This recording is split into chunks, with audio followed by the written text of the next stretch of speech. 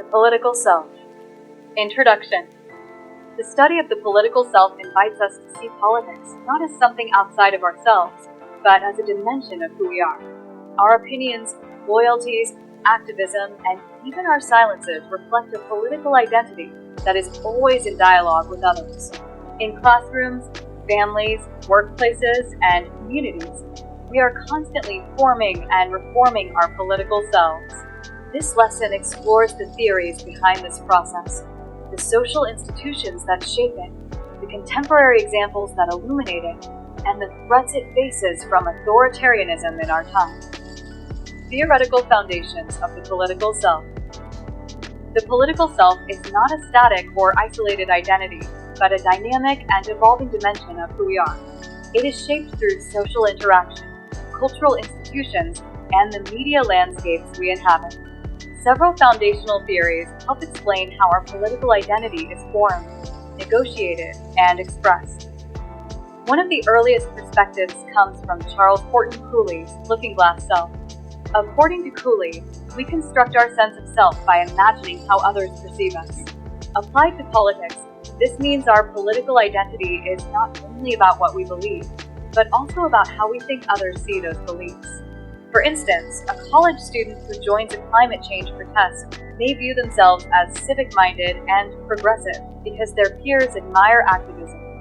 Conversely, another student who skips political events may internalize labels like apathetic or uninvolved if classmates criticize disengagement. This illustrates how political selfhood is a mirror. It reflects back what we believe others are seeing, which then reinforces or challenges our own sense of identity. Expanding on this, Hubert Herman's dialogical self-theory, DST, describes the self as made up of multiple I positions. Unlike the simple reflection in Cooley's model, DST suggests the self is more like an inner conversation among different voices. Politically, a person might simultaneously occupy the roles of I as a voter, I as a critic of government, I as a parent concerned about education policy, and I as a professional affected by economic regulation. These voices may clash or collaborate. For example, a parent may want lower taxes, professional perspective, but also higher funding for schools, parental perspective. The political self is thus a constant negotiation among competing roles and values. This inner dialogue reflects the very debates we see in society, but internalized within the individual. Another important framework is political socialization, which explains how political identities form across a lifetime. This begins in childhood, as families pass down partisan loyalties or religiously informed political views. For example, children growing up in households that celebrate people power anniversaries may absorb values of democracy and activism. Schools then play a role by teaching civic duties such as voting, respecting the law, and understanding human rights. Peer groups introduce alternative ideologies, as friends may influence one another toward activism, feminism, or nationalist movements. Later in life, mass media and digital platforms reinforce or challenge these orientations. This explains why citizens vary so widely in their political outlook. One person may grow up seeing voting as a sacred duty, while another learns to view politics as corrupt and irrelevant. Closely tied to political socialization is the concept of identity politics, where political selfhood is strongly connected to group membership. People may ground their political identity in ethnicity, class, gender, or religion. For instance, indigenous groups in the Philippines often rally for ancestral land rights, linking personal survival to political struggle. Feminist movements highlight how gender inequality is not just personal, but deeply political. The LGBTQ+ rights movement illustrates the famous idea that the personal is political, showing that one's very selfhood, who one loves, or how one expresses gender, can become a matter of political debate, legislation, and activism. In modern times, media theory has become central to understanding the political self. Cultivation theory suggests that repeated exposure to certain narratives, such as news about crime, corruption, or foreign threats, shapes people's perception of reality. For instance, heavy viewers of political news channels may believe society is more dangerous or corrupt than statistics show, leading to heightened fear or mistrust. Meanwhile, selective exposure theory explains how people choose media that aligns with their pre-existing beliefs. This selective consumption leads to confirmation bias and political polarization. Conservatives may exclusively watch Fox News or SMNF, while progressives may stick to Rappler or CNN. In the digital age, these dynamics intensify through echo chambers and algorithmic radicalization. Social media platforms like Facebook, X, formerly Twitter, or TikTok do not merely transmit information, they engineer attention. Algorithms curate feeds that reinforce prior beliefs, creating bubbles where dissenting views rarely appear. A young voter who interacts with posts about populist leaders may gradually be shown more extreme content, pushing them toward hardline positions. Similarly, during election cycles, viral misinformation spreads faster than fact checks, reshaping the political self around narratives that may be false but emotionally powerful. The political self is a multi-layered construction. It reflects how others see us, as per Cooley, how we negotiate competing roles within, as per Hermans, how we are socialized by family, school, and peers, and how our group identities, like race, class, gender, religion, shape our politics. Finally, in today's media-saturated world, the political self is increasingly curated, manipulated, and radicalized by algorithms and digital platforms. It is a self that is not only socialized, but also engineered, a reminder that politics does not just happen in parliaments or protests, but within each person's evolving identity. The political self in civic engagement and youth leadership. Civic participation is one of the clearest and most visible expressions of the political self. It is through acts of participation, whether in small community efforts or national movements, that individuals discover their agency, shape their values, and affirm their responsibility toward the collective. For young people, civic engagement is not merely a duty, but a vital pathway towards self-realization, as it allows them to see themselves as active shapers of society rather than passive beneficiaries. In everyday life, the political self comes alive when a student volunteers in a barangay cleanup drive, when youth groups organize relief operations after typhoons, or when campus organizations hold forums on issues such as fake news, voter education, or gender-based violence. These acts, though not always linked directly to government, are political because they involve questions of power, justice, and the common good. Schools and universities play a central role in cultivating this dimension of the self. Civic education, mock elections, model United Nations, and leadership camps help students practice political decision-making in controlled yet meaningful environments. By encouraging debate, critical thinking, and dialogue, educational institutions nurture the young to see politics not simply as partisanship, but as collective problem-solving. Historically, the political self has been embodied by individuals who saw leadership as a moral obligation rather than a privilege. In the Philippine context, Benigno Ninoy Aquino Jr. symbolizes political self defined by sacrifice. His return to the Philippines in 1983, despite threats to his life, was a powerful assertion that political responsibility can outweigh personal safety. Similarly, Corazon Aquino exemplified a political self rooted in humility and courage, leading the People Power Revolution that restored democracy in 1986. Both figures remind us that the political self can be anchored in service, resilience, and integrity. Globally, one can see youth-led movements redefining political selves. Greta Thunberg, for instance, galvanized climate activism by refusing to attend school in protest of government inaction on climate change, an act that inspired millions worldwide. Malala Yousafzai represents another political self shaped by the struggle for education and women's rights, turning her personal suffering into a global campaign for justice. In contemporary Philippine society, many young people now express their political selves in digital spaces. Social media platforms serve as arenas where youth mobilize support for campaigns such as climate justice, mental health awareness, voter registration drives, and LGBTQ+ rights. For example, online petitions against disinformation, campaigns for Indigenous people's rights, and advocacy for safe spaces legislation are evidence that the political self has adapted to the digital age. The recent rise of youth organizations like Youth for Lenny, Tabaton Party List, or grassroots groups mobilizing around environmental protection, such as Youth Strike for Climate Philippines, further illustrates how the political self finds expression in collective action. At the same time, the political self also develops through everyday forms of resistance and advocacy. A student who fact-checks misinformation shared by relatives, a young professional who insists on transparency in the workplace, or an artist who uses music or visual art to critique injustice, all are performing political selves. These seemingly small acts accumulate into a culture of active citizenship. The political self is never static. It evolves with changing contexts. In times of democratic backsliding or authoritarian resurgence, it may manifest in protest and resistance.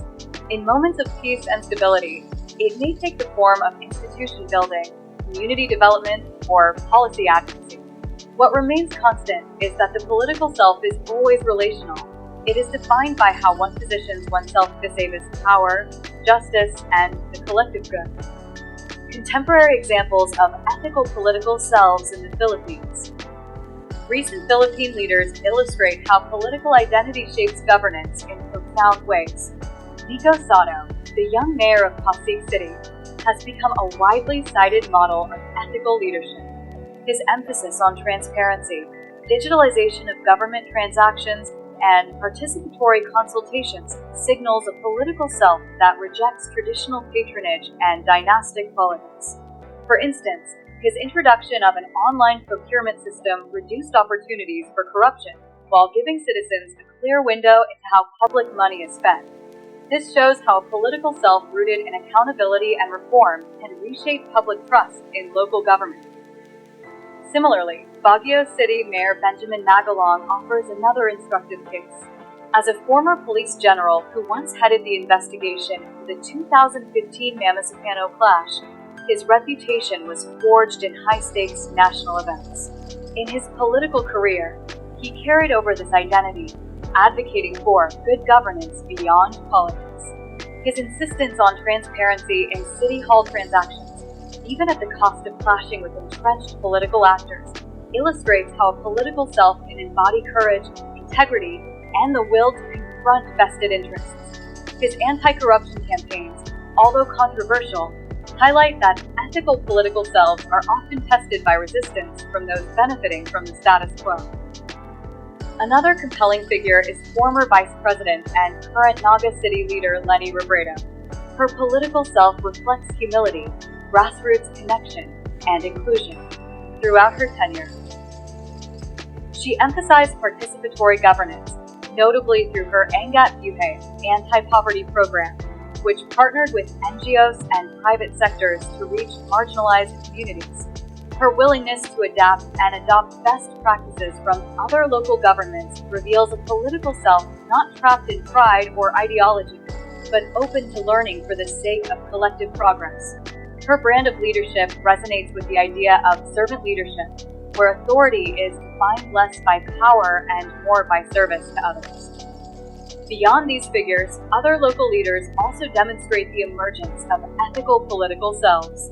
For example, Zamboanga City Mayor Maria Isabel Primica Salazar has focused on peace building and gender-inclusive policies in a region historically affected by conflict. Her political self emphasizes compassion, dialogue, and the protection of women and children, showing that ethics in leadership can be deeply contextual, shaped by the challenges a locality faces. In the same vein, Iloilo City Mayor Jerry Trenas has branded his governance as Wheels for Inclusive Development, prioritizing welfare, health, environment, education, livelihood, and sustainability. This illustrates a political self attuned to long-term development goals rather than short-term political wins. These leaders illustrate that the political self, when grounded in ethics, can become transformative. Ethical political selves manifest not only in grand national campaigns, but also in everyday administrative decisions, such as reducing bureaucratic red tape, empowering barangays, or fostering public dialogue. They highlight that political identity is not simply a private conviction, but a public performance of democratic values that inspires others to emulate. At the same time, their stories remind us of the risks and difficulties ethical leaders face. Vico Sato's reforms faced pushback from political dynasties. Magalong's anti-corruption crusades earned him powerful enemies. Robredo was often targeted by disinformation campaigns. This suggests that an ethical political self is not an easy path, but one marked by resilience, moral courage, and the willingness to face criticism. These examples teach us that, again, the political self is not static. It is continually shaped by context, choices, and challenges. Leaders who embrace ethical political selves redefine what governance can look like, showing that politics can indeed be a platform for justice, transparency, and human dignity. When citizens witness such leadership, it cultivates a broader culture of civic responsibility, encouraging ordinary Filipinos to also develop political selves committed to fairness and community. Institutional struggles and the fragile political self. The political self is not always constructive. It can just as easily become fragile, compromised, or even destructive when personal ambition and partisanship overshadow civic responsibility. Institutions, which ideally serve as stabilizers of democracy, sometimes reflect the vulnerabilities of the political self rather than its strengths. A telling example is the Senate controversy over the constitutional word forthwith in relation to impeachment proceedings. The 1987 Constitution explicitly states that the Senate shall forthwith proceed with the trial once articles of impeachment are transmitted. Yet, in practice, lawmakers engaged in lengthy debates about its meaning, delaying the process and frustrating the public. Legal experts and even members of the Constitutional Commission insisted that forthwith means immediately, with no room for delay. Still, procedural maneuvering, partisan alliances, and self-preservation instincts prevail. This controversy demonstrated how political selves shaped by power interests can resist accountability, eroding public confidence in institutions meant to embody justice and fairness. Other historical moments in the Philippines also highlight how fragile the political self can become within institutions. During the impeachment trial of President Joseph Estrada in 2000 to 2001, senators voted not to open the so-called second envelope, which allegedly contained evidence of illegal wealth. That decision sparked massive protests known as EDSA 2, ultimately leading to Estrada's ouster. Here, the institutional self of the Senate was perceived as protecting vested interests rather than pursuing truth, forcing ordinary citizens to assert their political selves in the streets. A similar dynamic occurred in debates over the Marcos family's return to politics.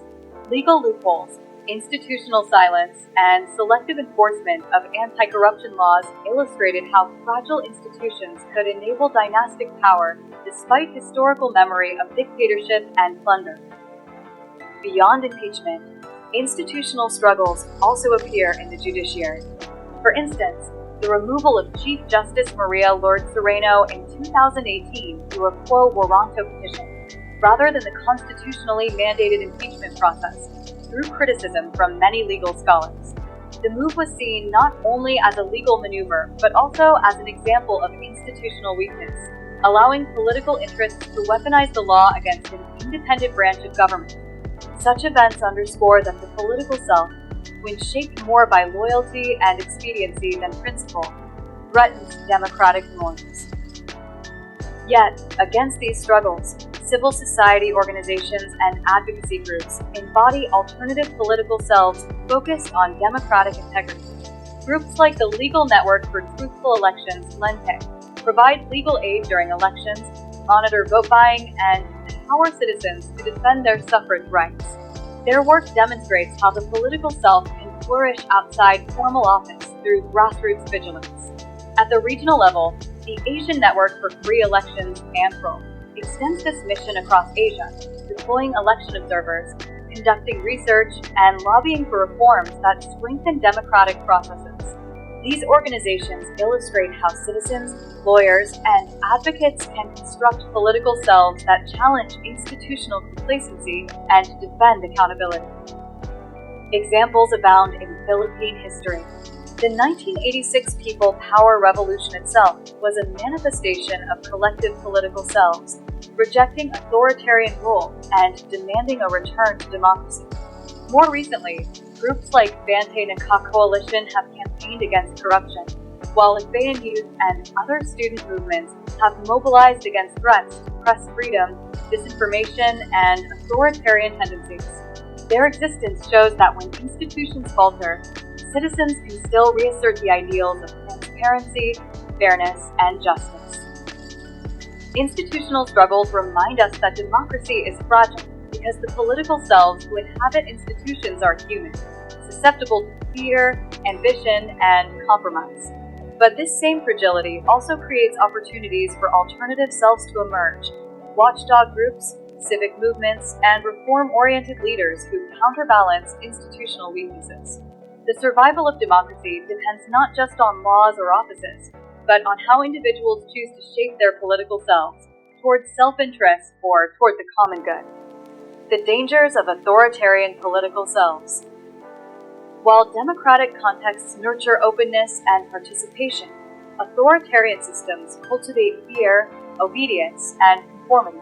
Authoritarian political selves are shaped by propaganda, coercion, and disinformation rather than dialogue and accountability. The cases of Donald Trump, Vladimir Putin, and Rodrigo Duterte illustrate how modern authoritarian leaders mold both their own identities and those of their citizens. Rodrigo Duterte's political self was defined by strongman populism. His war on drugs normalized violence and encouraged extrajudicial killings, reshaping public identity around fear and obedience. His administration attacked press freedom by harassing independent outlets and encouraging online trolling armies to silence critics. Duterte's use of digital platforms to spread disinformation illustrates how authoritarianism in the Philippines has evolved into digital authoritarianism. Citizens, in turn, formed political selves either fearful of defying authority or persuaded by propaganda to accept violence as normal. According to the International Criminal Court, ICC, an arrest warrant was issued for Rodrigo Duterte on March 7, 2025, for the crime against humanity of murder related to his war on drugs campaign. As reported by multiple sources, including the BBC and the New York Times, he was arrested by Philippine authorities on March 11, 2025, and transferred to the ICC. He is the first leader from Asia to be charged by the court. Donald Trump in the United States reveals another pattern. His political self was built on defiance, spectacle, and anti-institutional rhetoric. By branding journalists as enemies of the people, he attacked the free press, an essential democratic institution. His attempts to overturn the 2020 election and his incitement of mob action in January 2021 showed how a leader's authoritarian impulses could shape citizen political selves into mobs willing to subvert democracy. Trump's ongoing influence and the possibility of his return to power illustrates how fragile political selves in democratic societies can be manipulated by fear, nationalism, and disinformation. As of late 2025, Donald Trump is serving as the 47th President of the United States.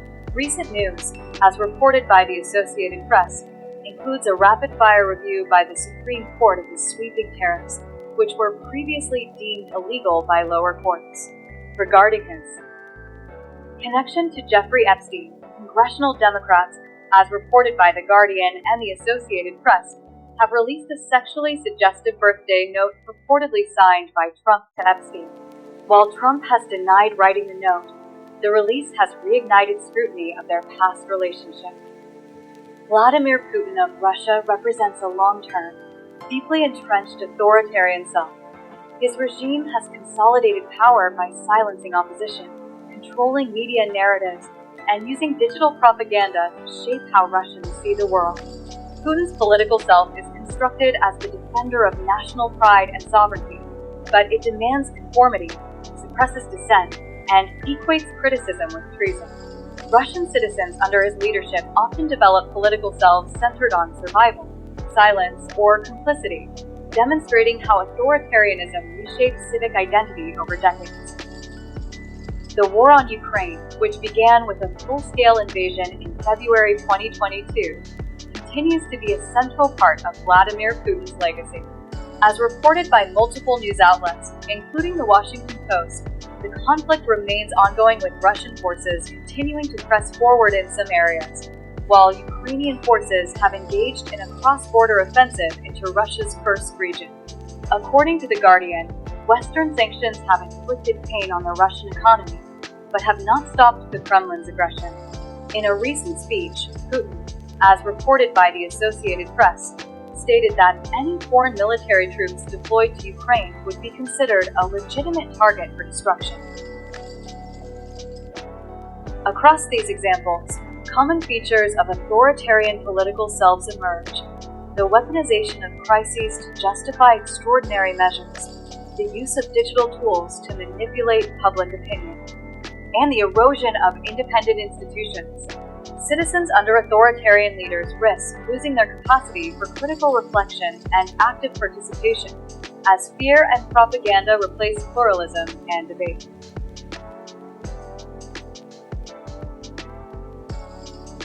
Corruption and the fragile political self, the flood control scandal.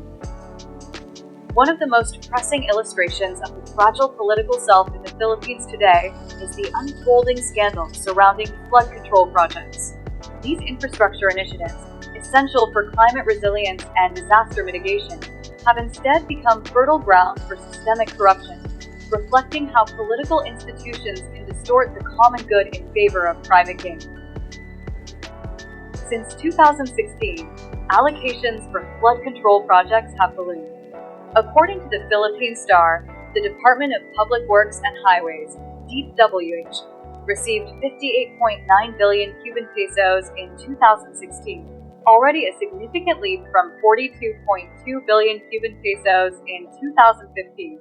By 2018, this figure doubled to 127.3 Cuban pesos.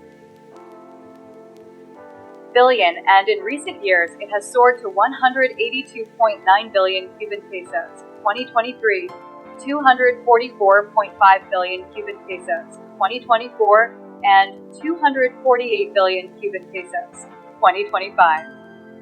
This dramatic expansion has created enormous opportunities for graft.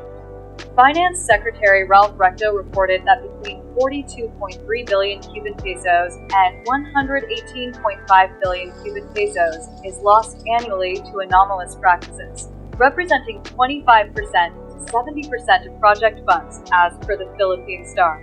Over a 2-year span, this amounts to $2 billion in losses, money that should have gone to communities vulnerable to flooding. The corruption is not random, but systematic. Former Senator Panfilo Lacson revealed a scheme where kickbacks are divided among officials and power brokers: 8 to 10% for DPWH officials, 5 to 6% for the bids and awards committee, 0.5 to 1% for COA personnel, 5 to 6% for local politicians, and up to 25% for lawmakers. In some cases, the Daily Tribune reports that less than 40% of the allocated budget reaches actual construction. The Commission on Audit, COA, had already flagged irregularities as early as 2015 to 2016, including contractors using the same personnel and equipment across multiple projects according to the Manila Standard. Despite these warnings, the problem metastasized as budgets grew. Civil society and watchdog groups are now demanding an independent investigation into what they call excessive corruption in these projects, as reported by Reuters.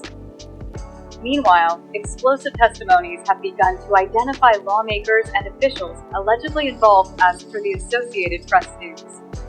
Even Congress itself has launched inquiries into the scandal. This scandal highlights how a political self, when shaped by greed and institutional weakness, corrodes public trust. Instead of seeing government as a partner in safeguarding lives and communities, citizens are confronted with a state apparatus that siphons resources for private enrichment. The gap between political rhetoric, building resilience, and political reality, systemic theft, fosters cynicism, alienation, and the withering of civic responsibility. The political self and human rights. The political self is not only defined by participation in governance or civic life, but also by its relationship to human rights, which serve as the moral and legal foundation of a just and democratic society. Human rights recognize that every person has inherent dignity and worth, and that no government, institution, or authority should arbitrarily strip these away. In the Philippine context, the 1987 Constitution, drafted in the wake of authoritarian rule, deliberately enshrines human rights as guarantees of a free and humane society. Among the most vital of these are the rights to due process and to equal protection of laws, both of which shape how individuals experience citizenship and political belonging. Due process ensures that no person is deprived of life, liberty, or property without fair and lawful procedures. It is the constitutional safeguard against abuse of power, whether in the form of extrajudicial killings, wrongful arrests, torture, or politically motivated prosecutions. Without due process, the political self of the citizen is stripped of its dignity, reduced to fear, insecurity, and silence. Contemporary Philippine history offers sobering illustrations. The controversies surrounding the war on drugs under President Rodrigo Duterte drew widespread domestic and international concern. Thousands of suspected drug offenders, many from poor communities, were killed without trial. The absence of due process in these cases not only violated human rights, but also eroded public trust in the justice system, leaving families grieving without legal recourse. In contrast, when due process is upheld, as in cases where courts acquit wrongly accused individuals or when law enforcement officers are held accountable for abuses, the dignity of the citizen is reaffirmed, and institutions strengthen their legitimacy. Historical parallels also abound. During Ferdinand Marcos's martial law that happened from 1972 to 1981, thousands were jailed without warrant, tortured, or disappeared for their political beliefs. Personally, my father had to literally drag my mother away from the polling station when she criticized the alleged incorrect voting count, as he feared that the police would imprison her. The suspension of due process under authoritarian rule reveals how easily the political self can be crushed when rights are treated as privileges instead of guarantees. Learning from such experiences, citizens today are reminded that vigilance is necessary to prevent a return to unchecked state power. The principle of equal protection of laws means that legal safeguards must apply fairly to all, regardless of status, wealth, or influence. This principle recognizes that justice cannot be genuine if it favors only the powerful while punishing the weak. Unfortunately, the Philippines often struggles with this idea. Ordinary Filipinos are often subjected to the harshest applications of the law. Street vendors harassed for minor violations, urban poor residents swiftly evicted from their homes, or petty thieves languishing in jails for years awaiting trial. Meanwhile, politically influential figures, those facing plunder, graft, or vote-buying charges, often enjoy bail, leniency, or prolonged litigation that rarely results in conviction. The selective application of justice is a persistent wound in Philippine democracy. One striking example is the contrast between how poor suspects in the drug war were summarily executed while some high-profile politicians accused of large-scale corruption or smuggling evaded punishment. This inequity undermines public confidence in the rule of law and sends the dangerous message that wealth and influence can buy impunity. For the political self of the citizen, this imbalance fosters cynicism and disillusionment, weakening democratic participation. When both due process and equal protection are respected, citizens can confidently and actively participate in political life. They know that their voices matter, their dignity is protected, and their rights are secure against abuse. Democracy, therefore, is not merely about electing leaders every 3 or 6 years. It is about ensuring that every citizen, rich or poor, powerful or powerless, is treated with fairness, dignity, and humanity. In this way, the defense of human rights becomes central to nurturing an engaged and empowered political self. The struggle to uphold human rights in the Philippines is personified by the late Jose Luis Martin Chito Gascon, who served as chair of the Commission on Human Rights, CHR, from 2015 until his untimely death in 2021. Gascon, a lawyer, activist, and one of the youngest delegates to the 1986 Constitutional Commission, dedicated his life to defending democracy, civil liberties, and the rule of law. During his tenure as CHR chair, Gascon was a relentless advocate for human rights in the face of political hostility, especially amid the extrajudicial killings linked to the drug war. Despite attacks, budget threats, and personal vilification, he stood firm in reminding both government and citizens that human rights are non-negotiable. His insistence that every life has value, no matter how marginalized or stigmatized, embodied the essence of equal protection and due process. Gascon's passing in 2021 due to COVID-19 was mourned widely across political divides. Civil society organizations, international human rights bodies, and ordinary Filipinos remembered him as a courageous defender of the vulnerable. His legacy challenges today's political selves, especially the youth, to remain vigilant, to question abuses of power, and to uphold the dignity of every person. In remembering Chito Gascon, we are reminded that the defense of human rights is not an abstract legal matter, but a living responsibility.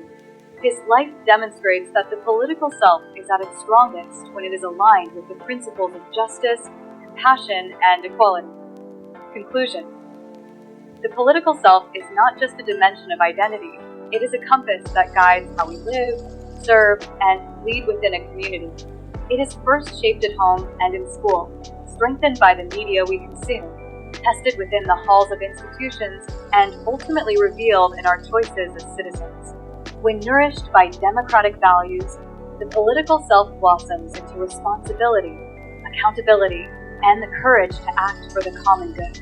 But when stifled by authoritarianism, it shrinks into fear, silence, and blind obedience.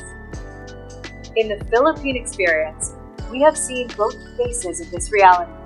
Leaders like Vico Sotto, Benjamin Magalon, and Lenny Robredo remind us that politics can be rooted in integrity, service, and hope. They embody what it means for a political self to inspire others, showing that principled leadership can break the cycle of cynicism. Yet we are also confronted by episodes where power was twisted for self-interest, whether in the Senate's delay over constitutional mandates or in the shadow of Duterte's strongman rule, which remind us of the grave cost of allowing our political selves to be bent by fear or manipulation. For students, this is not a distant or abstract lesson. The political self is alive in your voice, your vote, your advocacy, and your everyday choices. It is the part of you that refuses to be indifferent in the face of injustice, the part that dreams of a Philippines where democracy is not fragile but flourishing.